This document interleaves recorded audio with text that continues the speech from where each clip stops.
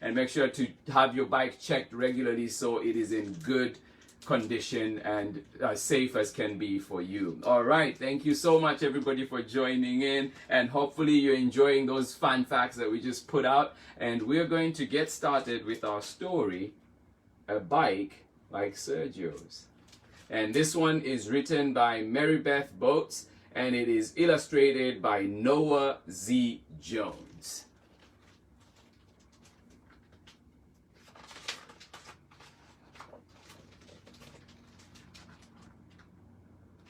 All right. Every kid has a bike but me.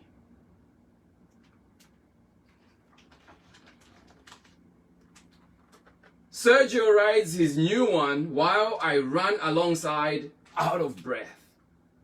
Ask your parents again, Sergio says. Your birthday's coming. Sergio forgets there's a difference between his birthday and mine. I wish, I say, but I know that wishes won't make money appear.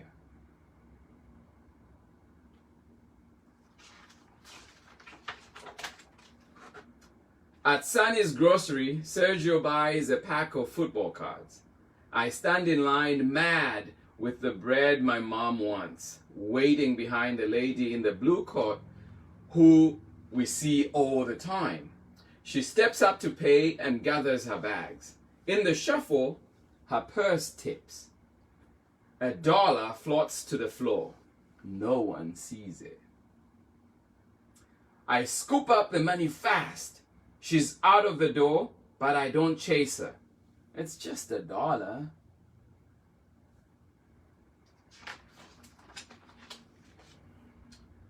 At home, Mom's feeding the baby. The twins pull pans from the cupboard. My Reuben, she says, was it a good day? I nod and act busy. That $1 in my pocket stays a secret.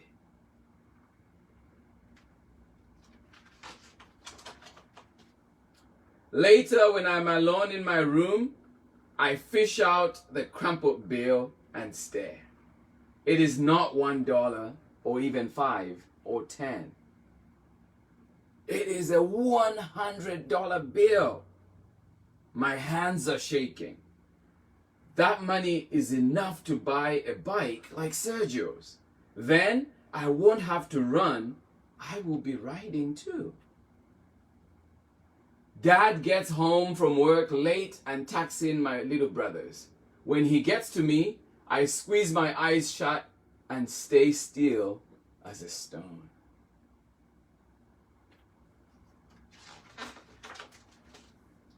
In the morning, the $100 bill is safe in my backpack. When I get to school, Mr. Grady says we will be learning about money in math. He sets up a store with fake bills and coins and pictures of things we can buy. I joke around and blow all my play money on a camera right away. Me on a bike is all I can think about.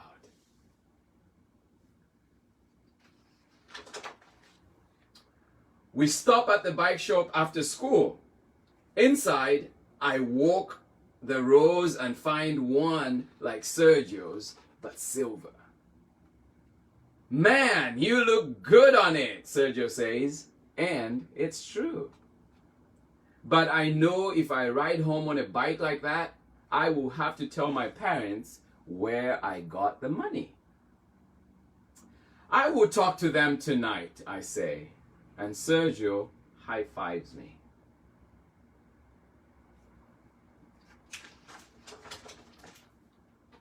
At home, Mom is making a grocery list for Saturday. She walks her fingers through the cash in her wallet. Then she crosses things off. Maybe next week, she says. She looks at me and smiles. Me with the 100 in my backpack, her crossing things off. Then she hands me a $5 bill.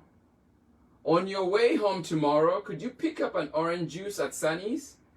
When she mentions Sunny's, I feel the sweat. What if the lady in the blue coat is there?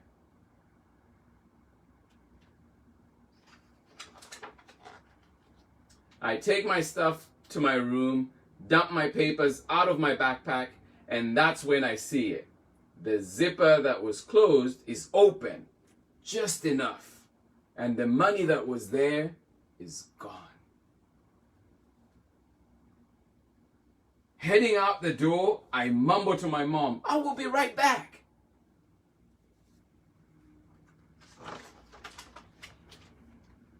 Rain is falling as I retrace my steps from school to the bike shop to home.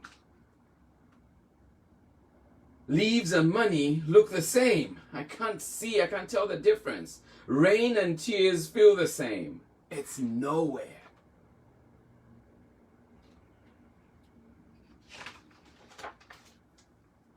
I walk hunched and draggy to school the next day, while Sergio rides circles. My brother built a ramp in the alley, and I went airborne, he says. If you get that bike, you can use it. I don't tell Sergio that I won't be getting any bike at all. The day stretches out. How many nickels in $1? Mr. Grady asks. How many quarters in a $5 bill? When the bell rings, I pack my backpack with homework and notes and tell Sergio to ride home with me. Without me.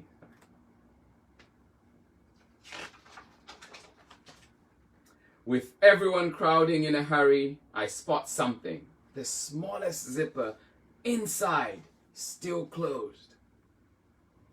This was the pocket, not the other one. I slide it open and I am rich again. To get that bike, I have to tell. What do you think Ruben is going to do, kids? What would you do?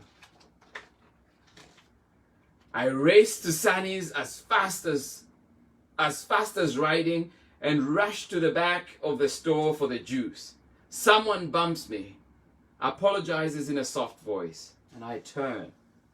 My feet are frozen, watching as the lady in the blue coat makes her way to the counter with her eggs. She reaches into her purse. And like a hot blast, I remember how it was for me when that money that was hers, then mine, was gone. I leave the juice behind, and this time, I follow her.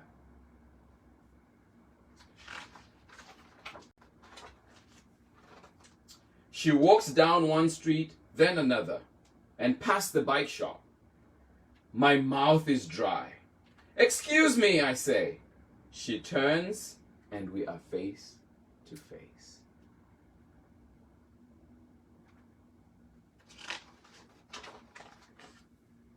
I breathe fast, and the words bust loose like they've been waiting. The lady says, yes, she lost $100 and has been looking since. She tips her head. Why? I uncurl my fist. I found it, I say, holding it out to her, still folded.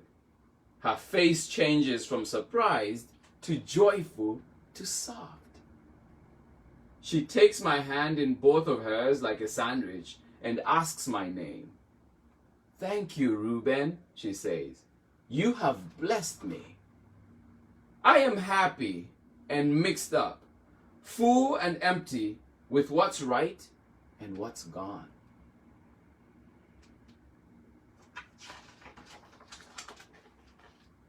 At home, everyone is waiting, and the lost and found story is mine to tell. What you did wasn't easy, my dad says, setting his hand on my shoulder, but it was right. My mom pulls me close. "We are so proud," she says. And in that warm house, with my family all around and my birthday almost here, I am proud too.